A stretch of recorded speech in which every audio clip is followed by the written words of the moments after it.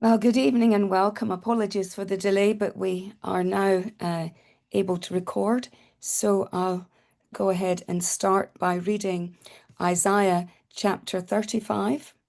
We'll read the whole chapter. It's not very long, but it would be worth it for our hearts. Isaiah 35, verse 1. The wilderness and the dry land shall be glad, and the desert shall rejoice and bloom like the crocus. It shall blossom abundantly and rejoice with joy and singing. The glory of Lebanon shall be given to it, the majesty of Carmel and Sharon. They shall see the glory of the Lord, the majesty of our God. Strengthen the weak hands and make strong feeble knees. Say to those who have an anxious heart, be strong, fear not.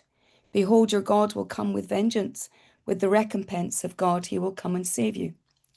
Then the eyes of the blind shall be opened, and the ears of the deaf unstopped. Then shall the lame leap like deer, and the tongue of the mute sing for joy. For waters break forth in the wilderness, and streams in the desert. The burning sand will become a pool, and the thirsty ground springs of water. In the haunt of jackals where they lie down, grass will become reeds and rushes. And a highway will be there, and it will be called the way of holiness. The unclean shall not pass over it. It belongs to those who walk in the way. Even if they are fools, they shall not go astray. No lion shall be there, nor any ravenous beast come upon it. They shall not be found there, but the redeemed shall walk there. And the ransomed of the Lord shall return and come to Zion, with singing, and everlasting joy will be upon their heads, and they shall obtain gladness and joy. Sorrow and mourning shall flee away. This is a wonderful picture of what is going to happen in the time to come. And what I'd like to do with you is to read through some of the things that are happening in this passage. Last week, when we were looking at this, Isaiah in chapter 34 spoke real words of judgment on Edom. And the judgment on Edom was said to be a metaphor for God's judgment on the enemies of Israel. But now, here in chapter 35, we are encouraged to visualize what the promised recompense will look like. And I guess, despite the turbulence of the world around us or the difficulties that we might face, to trust in what the Lord has said that he will do. I was struck as I was looking at this by the realization that the judgment of God is what opens the door for his mercy. We know that God never acts against his character. And so while he hates sin, he still loves human beings. That means that even as he renders and gives judgment on sin, he also will need to express his love towards the sinner. And it is this love towards sinners that provides us, the created, us, the objects of his wrath, with mercy. And of course, we see this beautifully and perfectly pictured in the beloved Son, in Jesus, because Jesus is the gift of love towards a sinful world. This gift of love, the gift of the beloved Son, is to allow all who believe the ability to have eternal life. And his love bears God's wrath towards sin. And true love, we're being taught, reveals itself in actions. Chapter 35, though, does more than promise hope to Judah during a time of political upheaval. Remember, this is probably written during the days of King Hezekiah, where the prospect of Assyria coming to conquer them was probably, to them, it felt more like a certainty than a probability.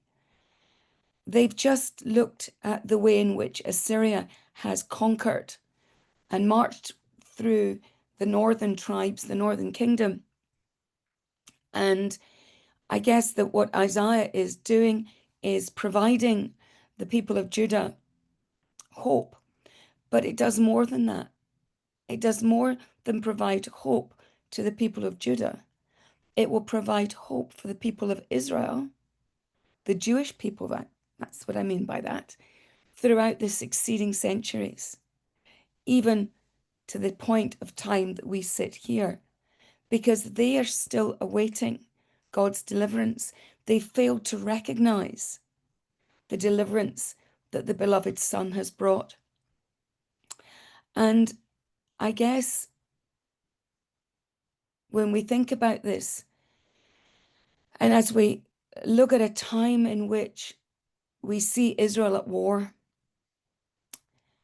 we see Israel in a similar time of political upheaval, and they too need the hope of a God who will promise deliverance, the hope of a God who will do all that he's promised and will not fail to keep a single word. So I felt this was particularly relevant. Israel seeks to subdue her enemies in the region currently, and I was reading the news this morning that the UK is threatening sanctions.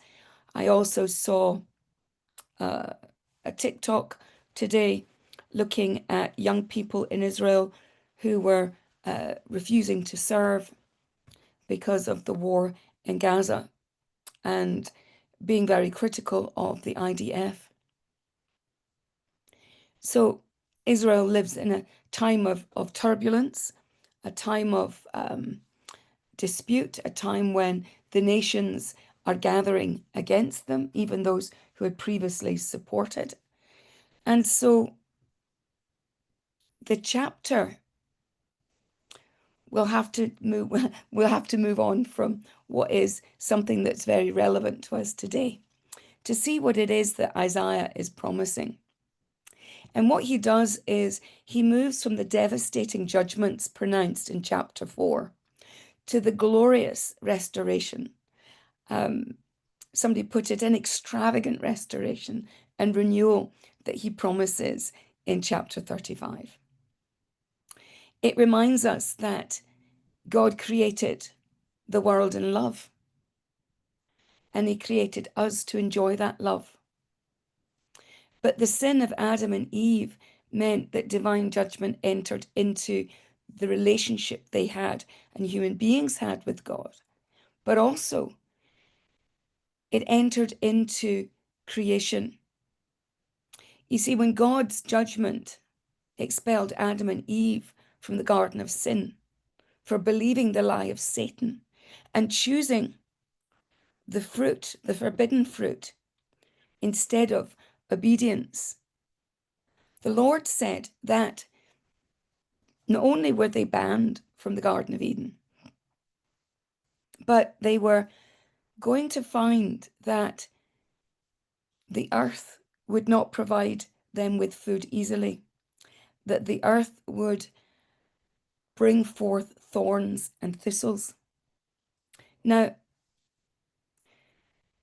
in Romans 8, verses 19 to 22, the Apostle Paul explains that the earth has been given over to futility and awaits its deliverance, because the fate of the earth, which was to be made subject to futility, means that its deliverance is connected to ours. The judgment in chapter 34 that we read was apocalyptic in nature. But in chapter 35, we're given a window into God's redemptive plan. And just as the judgment was apocalyptic, this redemption is cosmic. If the thorns in chapter 34 are an expression of judgment, this contrasts with the abundance and fertility of the desert in chapter 5. Of course, the purpose of the vision is restoration and renewal, and it's set against the national backdrop of calamity. Its purpose is to breathe hope into the hearts of God's people, to strengthen them for the days ahead. We could actually add to the millennium ahead, to the thousands of years that they're waiting for divine redemption, for divine deliverance, for God to do all that he has promised. Isaiah, of course, though, wants to teach us something. And it's that divine judgment is never God's final word. Even if for those who position themselves as God's enemies, that is what it will become. Divine judgment is actually part of God's redemptive plan for humanity. Isaiah described future events as though they were already accomplished. The joy of God's people is eternal. And that, of course, means that the joy that God promises is unshakable. It is to be something that he will give, that cannot be removed. Isaiah, as I said, is not dealing with events in the present or the near future, but with God's end time plan to restore all that was lost in the Garden of Eden. And this means, or this requires, a cosmic reset. And the flowering of the desert represents the reversal of the effects of the fall. And what the chapter does is provide us with an eschatological plan or a framework. And eschatology is just a big word for what God will do in the last days. But Isaiah is going to give us this plan or framework that is going to be even bigger than just the people of Israel, because it will include not only them, but all humanity and even the natural world. Now, the high point of this restoration that's promised on the earth, is the revelation of the glory of God. God's power and his dominion will be manifest in the earth and on the earth. I guess a parallel would be to say that in the same way as we look at a particular, rather spectacular sunset, certainly it was true for us sitting on the beach at Brighton at the weekend. As we looked out and we saw the glory of creation, it filled our hearts with wonder and reminded us of just how good, how awesome our God is. Well, this is kind of what's happening here. As the people see this manifestation on the earth of God's majesty, of his sovereignty, of his immanence, they will understand it. They will see it as a revelation of his glory. And the sight of the desert becoming fertile, being filled with flowers, will be understood as a visible manifestation of the presence of God. Now, as I've said, the purpose of the vision is to provide hope, and not just in that generation, but in succeeding generations. And the community of God is instructed to strengthen the weak. And that's what we read, that they were to, verse 3, strengthen weak hands and make firm feeble knees. It's a wonderful expression of what fear and anxiety look like. And what the writer to the book of the writer of Hebrews does is he quotes this verse as an encouragement, as a call to mutual encouragement, a call to the community of God in every generation, not just that of Isaiah or that of the writer of Hebrews. It is a call to build one another up. Ultimately, what the call is about is helping each other to align our thinking and our beliefs with the plan of God and with his promises. I think this is ultimately what Paul means when he says in Romans that we are to be transformed by the renewing of our minds. And he clearly wants us to understand that a change is required. And the change is in how we understand the world.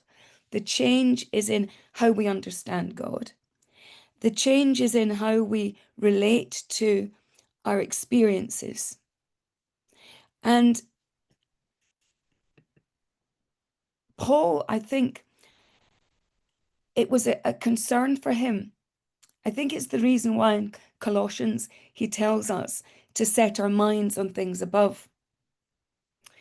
And possibly because here in this chapter we discover that when we are encouraged, there's joy. And I've always thought that the reason Paul says set your minds on things above is because, as Jeremiah puts it, the heart above all else is utterly wicked. It's deceitful. It's not to be trusted under any circumstance. But I think when we put it together with what the Apostle Paul is saying, when we align our mind, our thinking with the Word of God, when we align our belief system with the framework of God's Word, it will bring joy to the heart and provide us with the remedy for discouragement.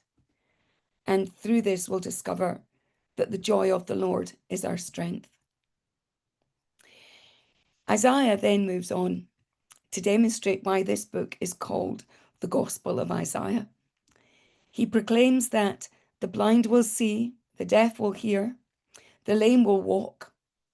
And Jesus will use this prophecy to challenge John the Baptist, who's been hearing about the miracles and writes, sends a messenger, and he asks Jesus, are you the one? In other words, are you the promised Messiah? And in Matthew 11, verses 5-8, we can read the response of Jesus. Jesus answered them, go and tell John what you hear and see.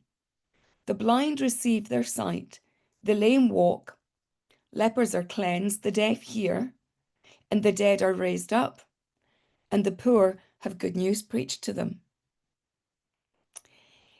Jesus, as he responds, connects this prophecy here in chapter 35 to Isaiah's words in Isaiah 61, where we read, the Spirit of God is upon me, because the Lord has anointed me to bring good news to the poor. He has sent me to bind up the brokenhearted, to proclaim liberty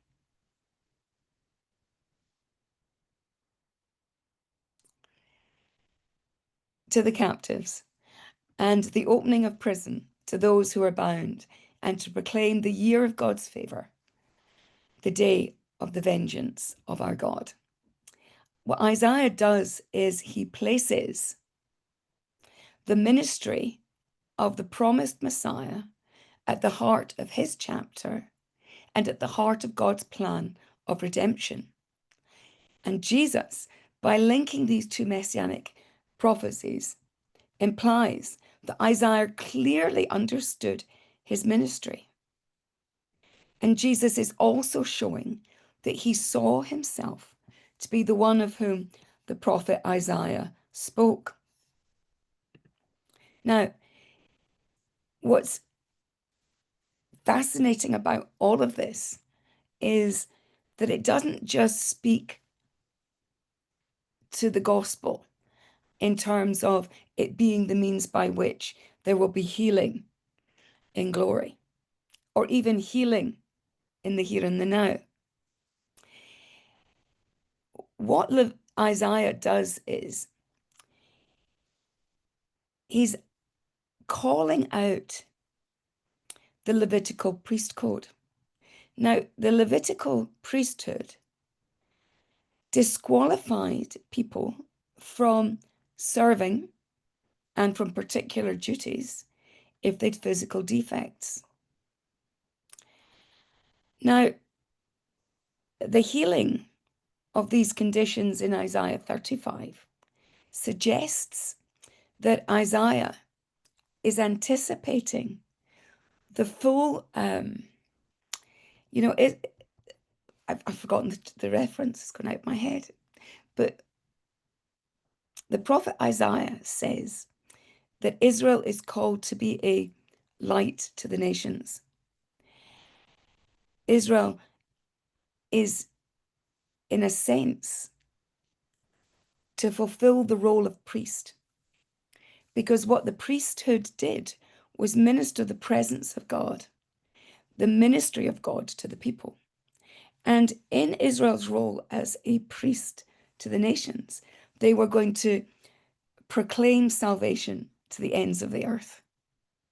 Now, this will only be fulfilled in the new covenant. Now, whereas the old covenant, the priesthood excluded people with physical defects, the new covenant welcomes all with the promise of complete healing. And that complete healing will come in the world to come, as we see in Revelation chapter 21.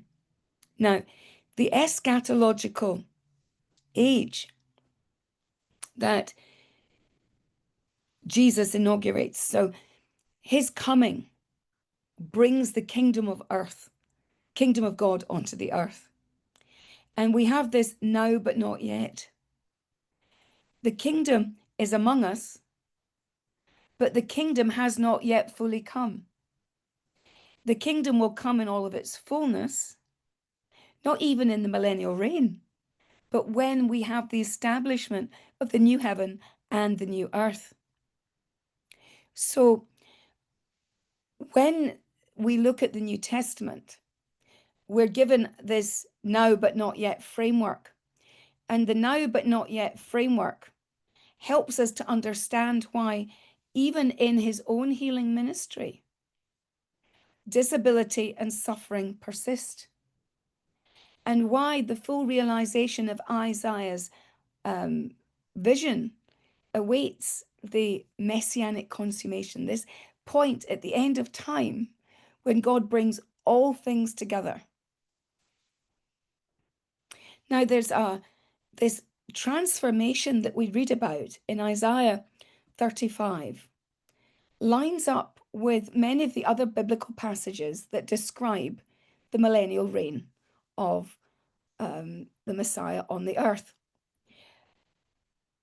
But several, I think I would say that for me,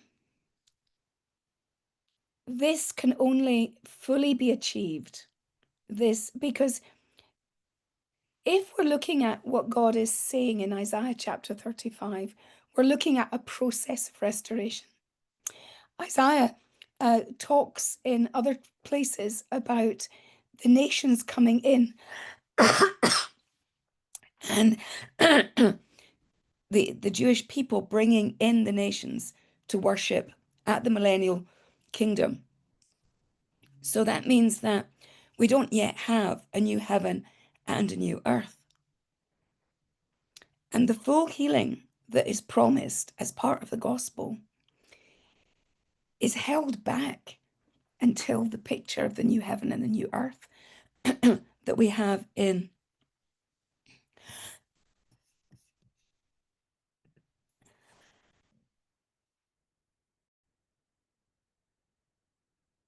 so we've got to wait until the new heaven and the new earth for this complete restoration of humanity. Ultimately, what's been happening is a reversal of the effects of the fall, as we're seeing on the earth. But this highway of holiness, this way of holiness, the Hebrew word for the way of holiness, is derech. And when we think of Yeshua saying, I'm the way, the truth, and the life, the word that in the New Testament, in the Hebrew New Testament, that translates the way is derech. And so this highway, this way of holiness that is being proclaimed here in Isaiah chapter 35 points forward to the gospel. It points forward to Jesus himself. It points forward to that journey that the nations will make as they come to Zion to worship with the people of Israel in the millennial reign. But it points even further into the future, to the new heaven and the new earth. And it might be worth turning again to the book of Hebrews and reading from chapter 12.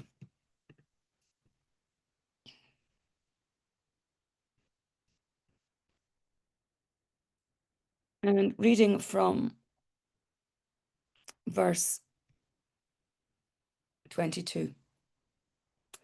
But you have come to Mount Zion, to the city of the living God, to the heavenly Jerusalem, and to innumerable angels in festal gathering.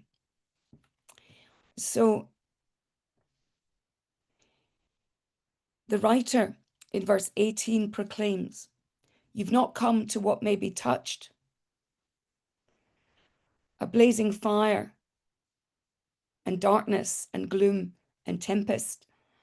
And Isaiah, the writer to the book of the Hebrews, is now beginning to use the giving of the law at Mount Zion, that moment when the fire touched the mountain, when the people heard the sound of the trumpet, and when the children of Israel were told not to even touch the foot of the mountain.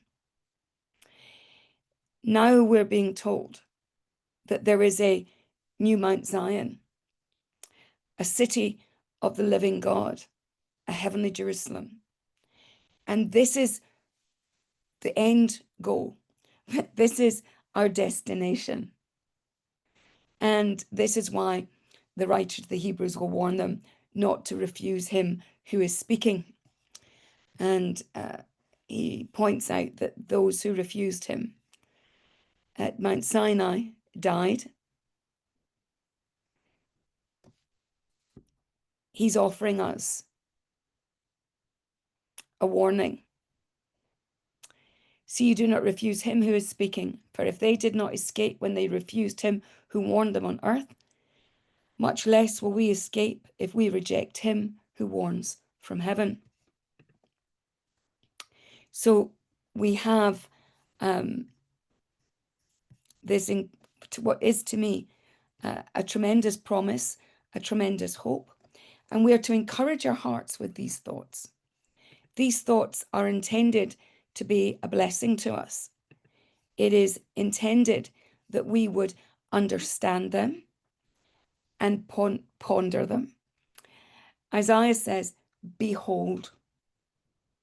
He says, behold, because he doesn't just say, look. You know, take a look. The sense behind the word behold is to consider. It is to ponder, perhaps to think a little deeply about.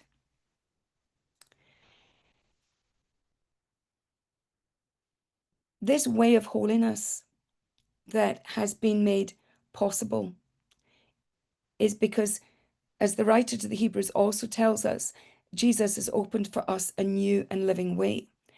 And that is the destination that we've just been reading about.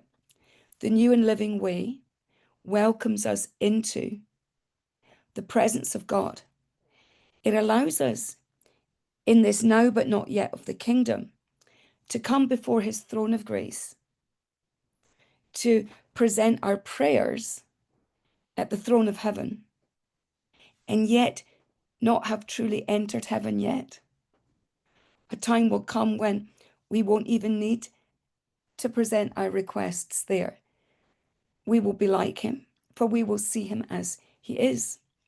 So Isaiah 34, I'm getting mixed up with my chapters tonight.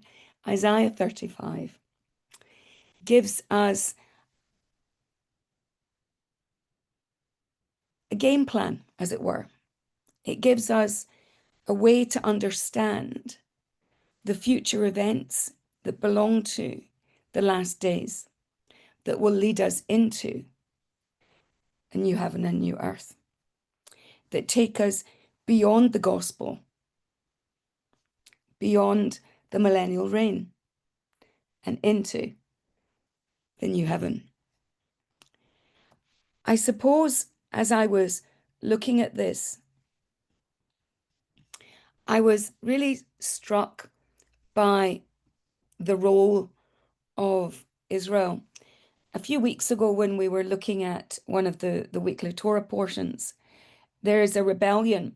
Korach rebels, and he basically says, why should I be not a priest like Isaiah, like Moses?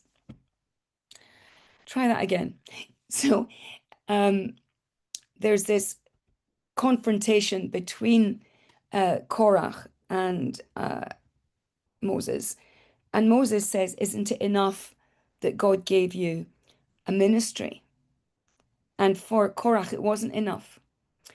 And when I was reading through the teaching of the rabbis on this passage, one of the Italian rabbis from the 1800s, I think it is, wrote that Korach fundamentally misunderstood what God said.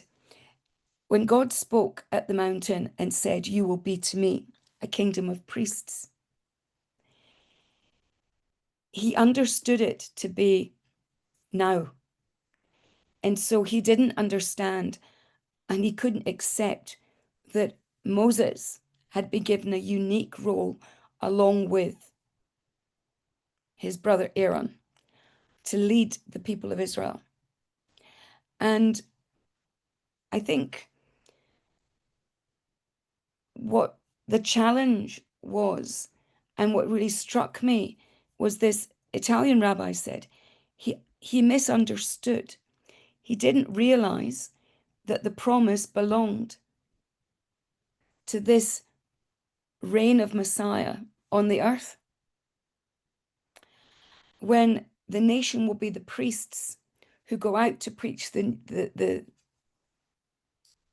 kingdom and bring in the harvest of the nations. And it's this now but not yet. Korach hadn't understood that while the statement had been made, it had yet to come into effect. And so we have this also with the issue of this healing. What are we being promised here in this chapter? The blind will see, the lame will walk, the deaf will hear.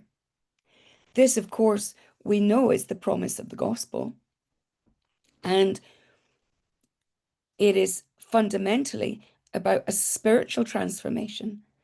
And some have suggested it goes back to the judgment of God on the people of Israel, where he wrote, "You will be hearing, but not hear, seeing, but not see."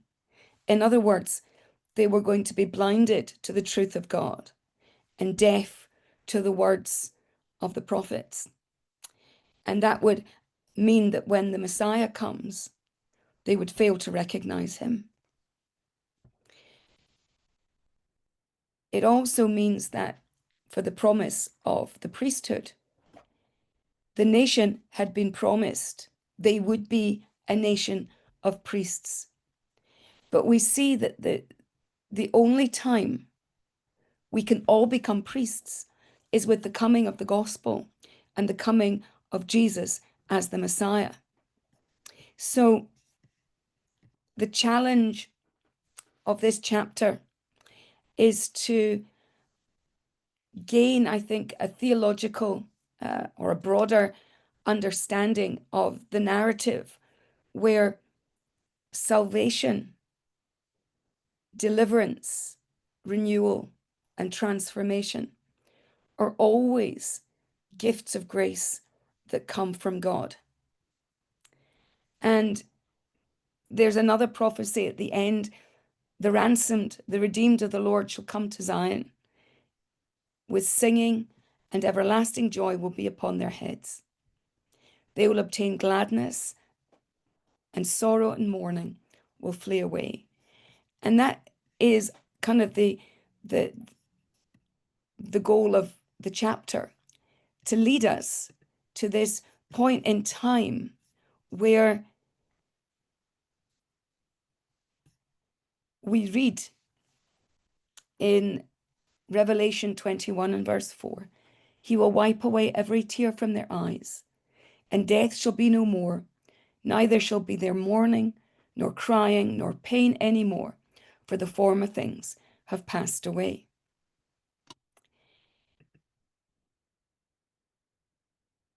What's happening in Isaiah 35 is not the end of God's work. He's just beginning in the revelation of the prophecies about the coming of Messiah to show us how we're going to get from sinful Israel to the nations being welcomed in and understanding how it all fits together, and we end up at Revelation chapter 21. I hope that's kind of put it together a bit for you, and look forward to joining you next week.